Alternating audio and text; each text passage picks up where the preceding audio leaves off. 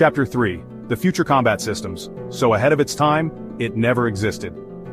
The US Army decided it was time to revolutionize warfare with the Future Combat Systems program. The FCS was basically a military wish list disguised as a procurement program. They wanted advanced robotic vehicles, a vast network of drones, and cutting-edge technology.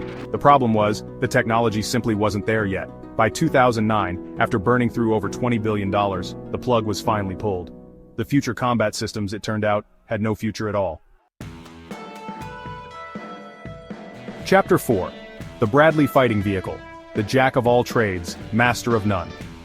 The Bradley's development is a cautionary tale of what happens when you have too many cooks in the kitchen. Initially conceived in the 1960s, the Bradley was meant to be a versatile vehicle that could serve multiple roles on the battlefield. It was designed to transport troops, provide fire support, and even engage enemy tanks. However, as the project progressed, it became clear that trying to fulfill all these roles would be a monumental challenge.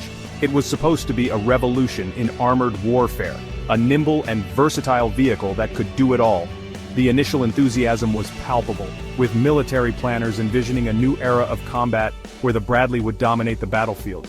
But as the design evolved, so did the list of requirements, each more ambitious than the last. Instead, it ended up being a lumbering, over-engineered mess that was too lightly armored to be a true fighting vehicle and too expensive and complicated to be an effective troop transport. The vehicle's armor was insufficient to protect against modern anti-tank weapons, and its complex systems often malfunctioned, leaving troops vulnerable. The Bradley was plagued by design flaws, constant redesigns, and a tendency to catch fire. These issues were not just minor inconveniences, they were life-threatening problems that put soldiers at risk. The vehicle's propensity to catch fire became so notorious that it earned the nickname, the barbecue that seats six. One popular quip went, "What's the difference between a Bradley and a pizza? A pizza can feed a squad." This joke, while humorous, underscored a serious issue: the Bradley's inability to perform its intended functions effectively. It became a symbol of military procurement gone wrong. It's a lesson the Pentagon seems determined to learn over and over again. Despite the Bradley's numerous shortcomings, the project continued to receive funding, highlighting the complexities and challenges of military procurement.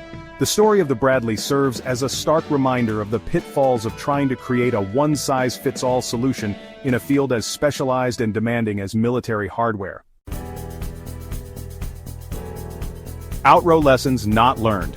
So there you have it, folks. 4 shining examples of the American military-industrial complex at its finest. These projects, while ambitious, have often been plagued